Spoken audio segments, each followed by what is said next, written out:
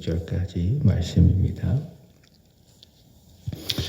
가이사랴에 고넬료라 하는 사람이 있으니 이달리아 부데라 하는 군대의 백부장이라. 그가 경건하여 온 집안과 더불어 하나님을 경외하며 백성을 많이 구제하고 하나님께 항상 기도하더니 하루는 제9시쯤 되어 환상 중에 밝히 봄에 하나님의 사자가 들어와 이르되 고넬료에 하니 고넬료가 주목하여 보고 두려워 이르되 주여 무슨 일이리까. 천사가 이르되 내 기도와 구제가 하나님 앞에 상달되니 기억하신 바가 되었으니 내가 지금 사람들을 요빠에 보내어 베드로라 하는 시몬을 청하라. 그가 무두장이 시몬의 집에 유숙하니 그 집은 해변에 있다 하더라. 마치 말하던 천사가 떠나매 고넬료가 집안 하인 둘과 부하 가운데 경건한 사람 하나를 불러 이 일을 다 이루고 요빠로 보내니라. 이튿날 그들이 길을 가다가 그 성에 가까이 갔을 때에 베드로가 기도하려고 지붕에 올라가니 그 시각은 제6시더라. 그가 시장하여 먹고자 하며 사람들이 준비할 때에 황홀한 중에 하늘이 열리며 한 그릇이 내려오는 것을 보니 큰 보자기 같고 네 개를 메어 땅에 드리웠더라. 그 아래에 땅에 있는 각종 네 발 가진 짐승과 기는 것과 공중에 나는 것들이 있더라. 또 소리가 있으되 베드로야 일어나 잡아 먹으라 하거늘 베드로가 이르되 주여 그럴 수 없나이다. 속되고 깨끗하지 아니한 것을 내가 결코 먹지 아니하였나이다 한데 또 두 번째 소리가 있으되 하나님께서 깨끗하게 하신 것을 내가 속되다 하지 말라 하더라. 이런 일이 3번 있은 후 그 그릇이 곧 하늘로 올려져 가니라. 아멘.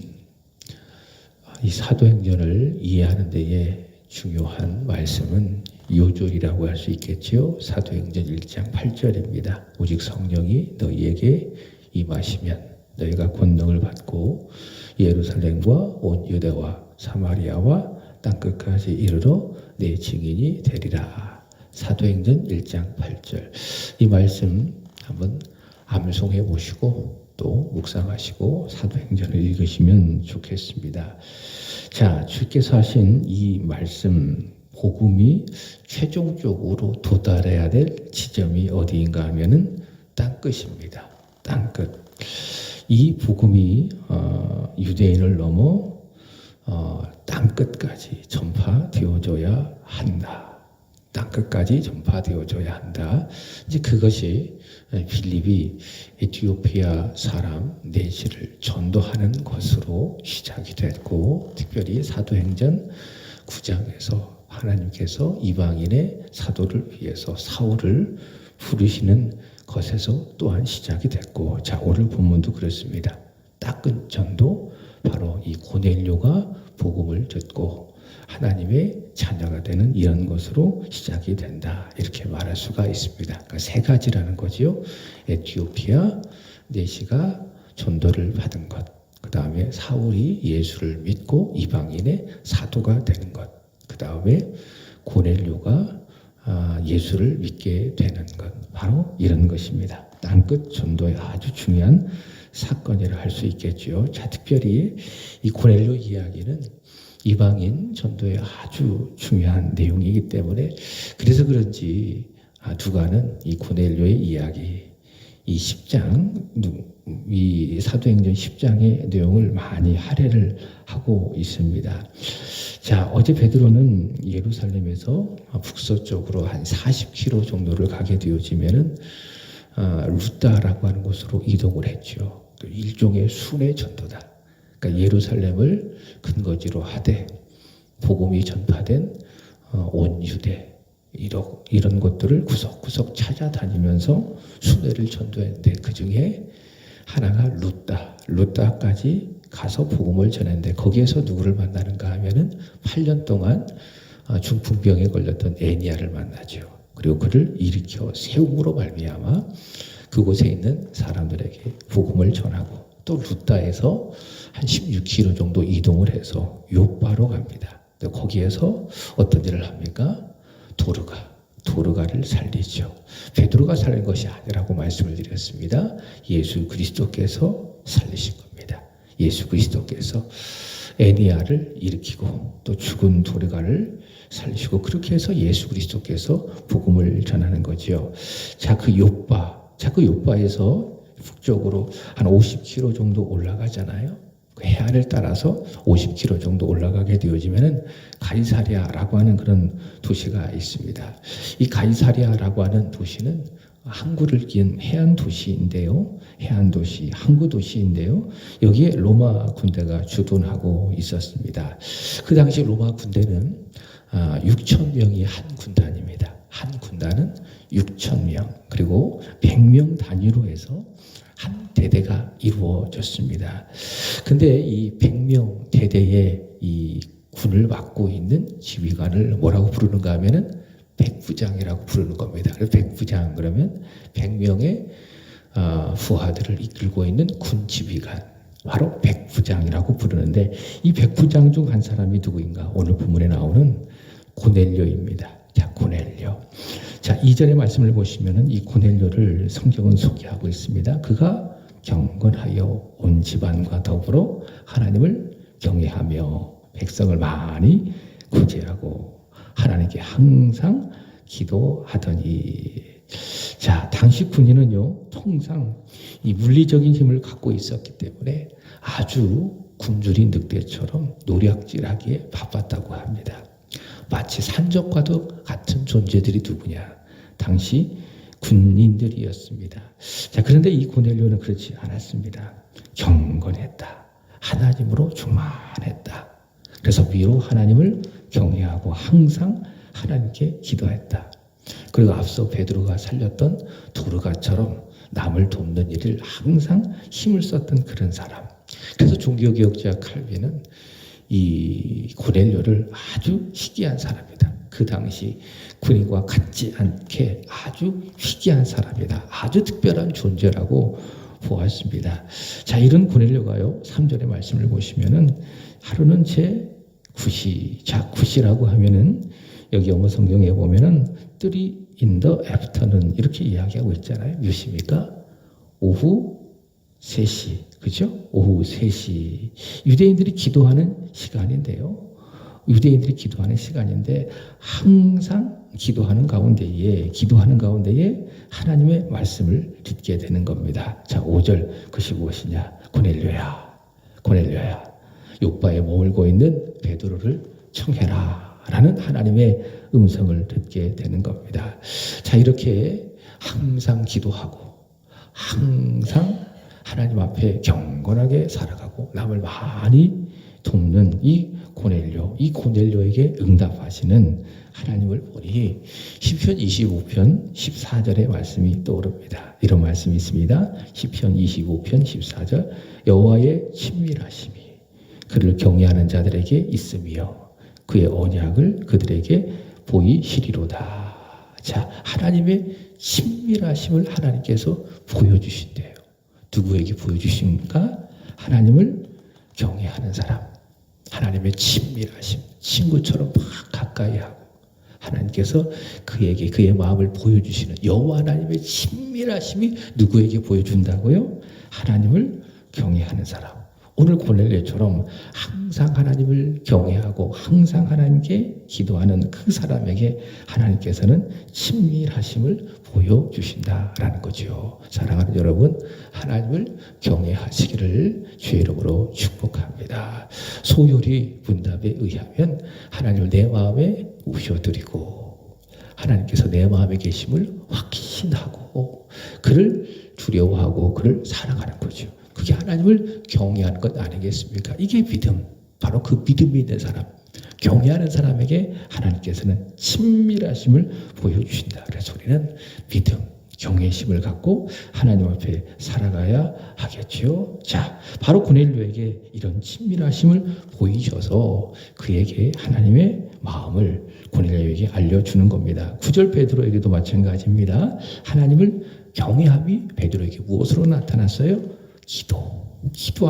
기도하는 것으로 나타나지 않았습니까? 기도하니 하나님께서 베드로를 친밀하게 여겨주시고 그에게 다가가시고 그에게 하나님의 뜻을 보여주는 것 아니겠습니까? 자, 여기에 우리가 하나님을 경외해야 될 이유가 있는 겁니다. 하나님의 친밀하심, 하나님과 친하게 지내고 하나님과 좋은 관계를 위해서, 그래야 내 영혼이 살고 하나님께 기쁨이 되니까 우리는 어떻게 살아야 합니까? 믿음으로, 하나님을 경외함으로 우리는 살아가야 할 줄로 믿습니다. 다시 말씀을 드립니다. 하나님을 경외하는 저와 여러분이 되기를 바랍니다. 그리하여 하나님과의 친밀한 관계로 살아갈 수 있기를 축복합니다. 자, 그리고 다시 2절 고넬료를 주목해 본다면, 자, 2절 보세요. 그가 경건하여 온 지방과 더불어 하나님을 경외하며 백성을 많이 구제하고 항상 하나님께 기도하더니. 자, 하나님을 경외함은 두 가지로 나타나는 것을 볼 수가 있습니다. 첫 번째로는 수직적으로 보면 하나님께 뭐예요? 항상 기도하는 겁니다. 그래서 경외하는 사람이 기도하는 겁니다. 그러니까 내가 하나님을 경외하고 있습니다 라고 하는 열매, 증거가 무엇이냐? 기도하는 거예요. 항상 하나님께 기도하는 거예요. 이렇게 새벽에 정해진 시간에 하나님 앞에 와서 기도하고, 또 내가 살아가는 일상 속에서 늘 하나님을 의식하고 하나님을 두려워하고 하나님을 사랑하고 기도하고, 항상 기도함, 그것이 무엇인가? 내가 하나님을 경외함의 증거라. 그리고 두 번째로는 사람을 향하여 뭐합니까? 구제합니다. 구제. 남을 도와주고 남을 배려해주고 남에게 유익을 끼치고 자기 중심으로 살아가지 아니하고 상대방을 배려하면서 도움을 주고 그렇게 살아간다. 자, 이것이 바로 무엇인가? 하나님을 경외함에 나타나는 사람을 향한 열매라는 겁니다. 그래서 이런 하나님을 향한 경외는 기도를 불러오고 구제를 불러온다. 그게 뭐예요? 이게 고넬료의 경건이에요. 자, 4절의 말씀을 보시면 주의 사자가 고넬료에게 말씀합니다. 천사가 이르되 내 기도, 그 다음에 내 구제가 하나님 앞에 뭐했다? 상달됐다. 기억하신 바 되었다. 자, 그래서 기도도 그렇고 구제도 그렇고 잊지 마십시오. 하나님 앞에 상달된다. 이게 뭡니까? 올라간다. 그렇습니다. 내가 하나님 앞에 기도하잖아요. 그럼 이 기도가 거룩한 향기가 돼 하늘로 상달되는 거예요. 하나님 앞에 상달되고, 그리고 하나님께서 들으시고 뭐 하신다? 기억하신다. 하늘로 상달된다. 그리고 기억하신다. 이렇게 우리가 기도해야 될 이유가 있겠죠. 우리는 이 허공을 향하여 기도하는 것이 아닙니다. 들을 수 없는 대상을 향하여 우리가 기도하는 것이 아닙니다. 내가 소리내어 기도하든 묵상으로 조용히 하나님 앞에 기도하든 내가 믿음으로 주 예수 그리스도의 이름으로 하나님 앞에 기도하잖아요. 자녀의 권세를 가지고 기도하라 명령하신 아버지 하나님 앞에 우리가 기도하잖아요. 그럼 그 기도가 하나님 앞에 상달됩니다. 그리고 하나님께서 기억하신 바 됩니다. 그리고 하나님의 뜻 안에서 가장 적당한 날에 가장 좋은 곳으로 여러분에게 응답될 줄로 믿습니다. 자, 이런 믿음을 갖고 우리는 늘 기도해야 되겠죠. 구제도 마찬가지. 하나님 앞에 상달된다. 하나님께서 기억하신 바 된다. 자, 천사가 말하는 거죠. 너의 기도, 그리고 너의 구제, 너의 이 경건함의 증거, 너의 기도와 너의 구제가 하나님 앞에 상달되었으니 5절 내가 지금 사람들을 욥바로 보내서 욥바에 있는 베드로를 청하라라고 이야기합니다. 그래서 이 고넬료는 집안의 하인 둘과, 자, 부하 가운데 또 누가 있습니까? 경건한 사람, 자신처럼 기도하는, 하나님을 앞에서 살아가는 경건한 부하 한 사람, 총 몇 명을 보내는 거죠? 3명. 이 3명을 욥바에 있는 베드로에게로 보내는 겁니다. 자, 욥바에서 가이사랴까지 이렇게 북쪽으로 쭉 내려가려면 약 50km 정도의 그런 시간이 걸리니까는 요즘 같아서는 이 교통수단이 발달되지 않았겠습니까? 그래서 발달되지 못했겠죠. 그러니까는 어떻게 갔을까요? 걸어서 열심히 갔겠죠. 그러니 시간이 걸리는 겁니다. 자, 그래서 그 다음 날까지 가게 되는 겁니다. 그러니까 하나님의 음성을 듣고 이 고넬료가 세 사람을 보냈는데 이제 걸어서 열심히 가이사랴에서 욥바까지 내려간 겁니다. 그 다음 날까지 가게 되는 것이죠. 자, 그래서 9절 말씀을 보시기 바랍니다. 이튿날, 그 다음 날, 이들이 막 오고 있는 순간, 거의 욥바에 거의 도착하려고 하는 그 순간, 이튿날 그들이 길을 가다가 그 성에 가까이 갔을 때에 베드로가 기도하려고 지붕에 올라가니 그 시각은 제 6시더라 이렇게 이야기하고 있습니다. 자, 유대인들은요 정기적으로 기도하는 시간이 있습니다. 물론 여기 계신 분들은 정기적으로 기도하는 시간이 몇 시예요? 5시 30분. 우리 김정태 집사님은 좀 일찍 오셔서 한 5시 한 10분 그 정도부터 이제 정기적으로 기도하는 시간을 갖는 거예요. 여러분 기도하는 시간을 딱 정해놓고 기도하는 것이 좋습니다. 이게 예수님께서 보여주셨던 그런 시간 아니겠습니까? 예수님께서 어떻게 기도하셨죠? 오늘 항상 하나님 앞에 기도로 소통하며 하나님 앞에 살아갔지만은 기도하는 시간을 가지고 계셨어요. 이른 새벽에 습관을 따라 기도하시니라. 정기적으로 예수님께서도 기도하셨다. 유대인들이 바로 그랬습니다. 정기적으로 기도하는 그런 시간이 있었습니다. 그때가 언제 있는가 하면은 오전 9시, 우리 시간으로 말하는 겁니다. 오전 9시에 기도하고, 두 번째로는 정오 12시에 기도하고, 그 다음에 마지막으로 오후 3시에 기도하게 되어지고. 자, 그래서 기억하십니까? 사도행전 3장에 베드로가 성전 미문에 앉아 구걸하던 사람을 고쳤죠. 나사렛 예수 그리스도 이름으로 네가 일어나 걸어라. 이 기적을 행하지 않았습니까? 이때가 몇 시였어요?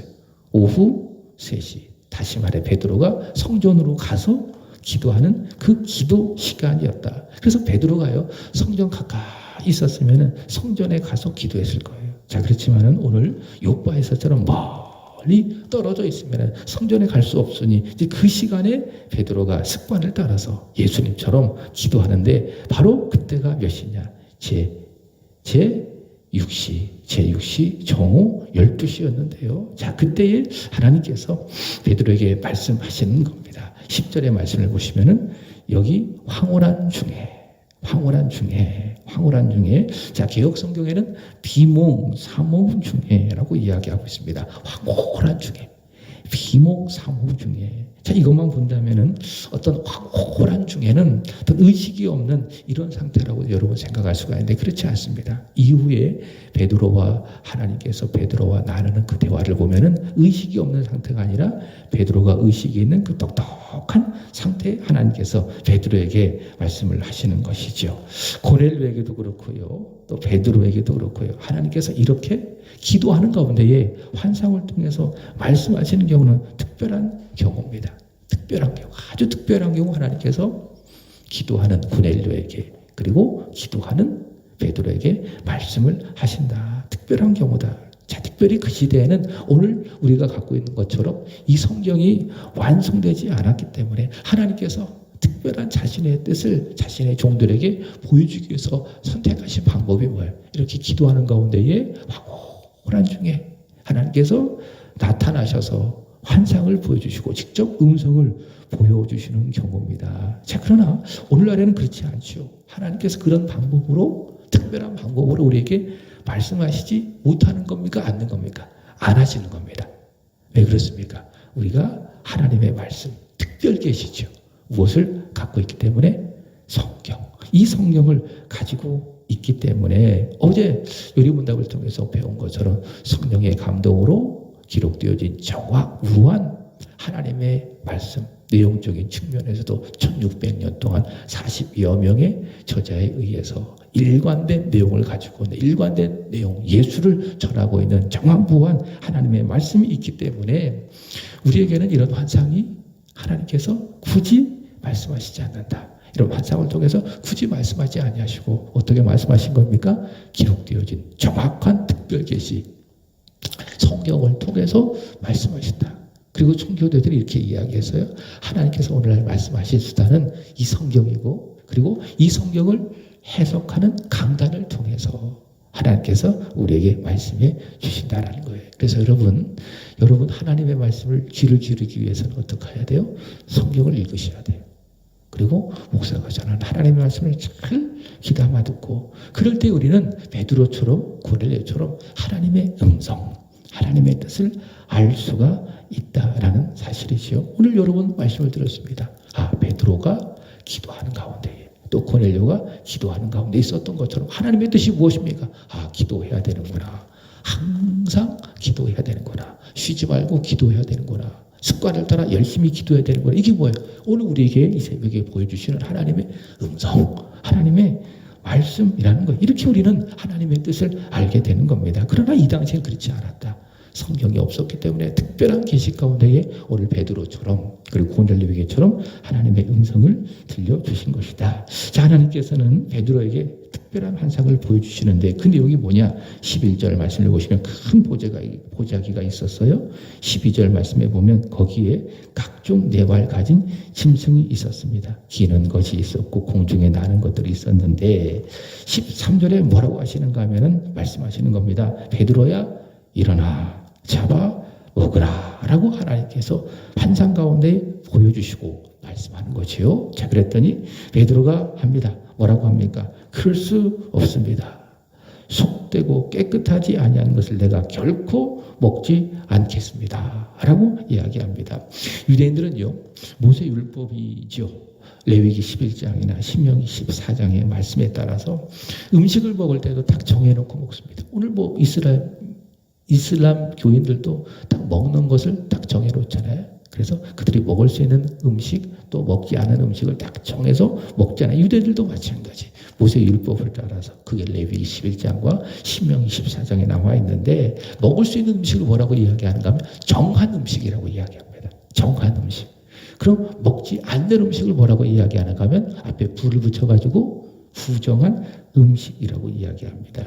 자, 정한 음식, 부정한 음식. 그래서 부정한 음식을 먹는 이방인들은 구원에서 제외됐다고 생각하는 거예요. 그러나 자신들은 율법을 따라서 정한 음식만 먹고 부정한 음식을 먹지 않기 때문에 구원받았다. 이렇게 생각하는 것이지요. 이게 유대인들이 가지고 있는 그런 생각입니다. 부정한 음식을 먹는 이방인들은 구원에서 제외가 되어졌다. 이런 생각을 유대인들이 갖고 있는 거예요. 지금 베드로도 이 유대교적인 사고를 벗어나지 못하는 거예요.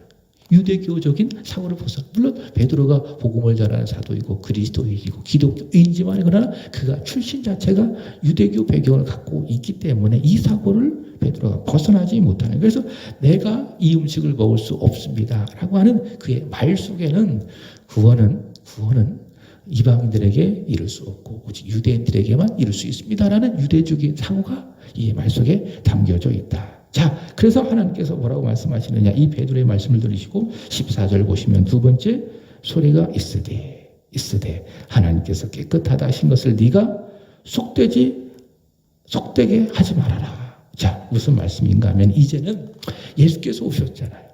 그리고 모든 민족에게 예수께서 부어주신 성령이 임해졌잖아요. 자, 예수께서 임재하셨어요. 오셨어요. 그리고 십자가에서 죽으시고 부활하시고 구원을 완성하셨어요. 그리고 성령을 모든 민족에게 부어줬어요. 그러므로 이제는 음식같이 먹는 것으로 유대인과 이방인을 구별하는 것이 사라졌다. 이제는 구원이라고 하는 하나님의 놀라운 은혜의 선물이 율법을 가지고 있는 정한 음식과 부정한 음식을 구별하여 먹는 유대인들뿐만이 아니라 누구에게까지 유대인을 넘어 이방인들에게까지 이르게 되었다. 땅끝까지 복음이 이르러서 이제는 이방인들도 예수를 믿고 구원받아 하나님의 백성이 된다. 그때가 됐다. 바로 그 사실을 하나님께서는 베드로에게 말씀하신 거 무엇이냐? 하나님께서 깨끗하게 하신 것을 네가 속되다고 하지 말아라 라고 말씀하는 겁니다. 자, 이제는 하나님께서는 유대인이냐 이방인이냐 이 혈통을 따지지 않으신 거예요. 유대인처럼 율법을 수유했느냐 이방인처럼 율법이 없느냐 그거를 따지지 않는다. 이제는 하나님께서 보시는 것이 무엇입니까? 예수 그리스도를 믿는 믿음이죠. 차별 없이 네가 예수를 믿느냐 믿지 않느냐 그거 하나 보시고 믿는 사람을 하나님께서 어떻게 하시는 깨끗하다 하시는 거예요. 믿지 않는 사람은 죄 가운데 있으니 더럽다 하시는 거예요. 자, 이제는 어떤 시대? 믿음의 시대. 예수를 믿고 구원받아 정결하게 되어지는 이런 시대가 이르게 되었다. 바로 이것을 하나님께서는 베드로에게 말씀하고 계시는 것입니다. 여러분 무엇이 중요한가? 믿음이 중요하다. 예수를 믿는 믿음이 중요하다라는 겁니다. 예수를 믿으면 어떻게 됩니까? 깨끗하게 됩니다. 죄사함을 받습니다. 깨끗하게 됩니다. 주홍같이 붉은 죄, 눈과 같이 희어지게 되는 겁니다. 그러나 예수를 믿지 않는다면은 몸과 마음이 죄의 상태, 더러워진 그대로 있을 수밖에 없는 것이죠. 여러분, 예수 믿는 자 깨끗하게 된 줄로 믿습니다. 그래서 오늘도 예수 보혈 의지하고 하나님 앞에 마음과 우리 생각들이 깨끗하고 청결하게 살아가게 되기를 우리 주 예수 그리스도의 이름으로 축복을 드립니다. 예수 믿으면 깨끗하게 됩니다. 기도하겠습니다.